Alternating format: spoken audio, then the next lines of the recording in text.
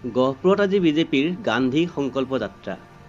যাত্ৰাত অংশগ্ৰহণ কৰে তেজপুৰ লোকসভা সমষ্টিৰ সাংসদ পল্লৱলোচন দাস আৰু সমষ্টিটোৰ বিধায়ক উৎপল বৰাই।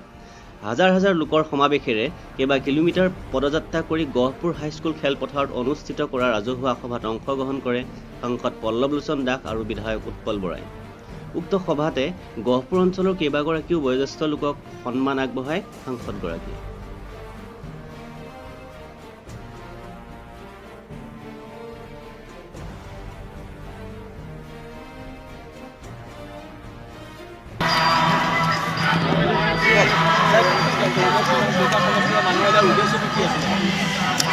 ভাৰতৰ প্ৰধানমন্ত্ৰী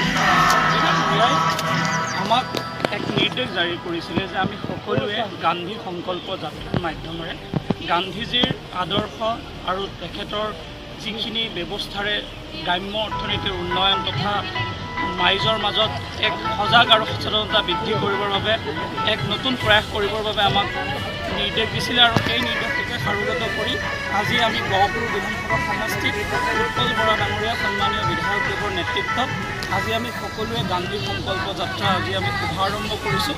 আমাৰ লক্ষ্য হৈছে ৰাইজৰ মাজত সজাগ আৰু সচেতনতা বৃদ্ধি কৰা আৰু আমি স্বচ্ছ নিকাভাৱে নৈতিকতাৰ আধাৰত যাতে ৰাইজৰ কাম কৰা, কাৰণ আমি নীতিৰ আধাৰত কাম কৰিম, সকলোকে একেলগে লগত লৈ আমি উন্নয়ন কৰিম আৰু অসম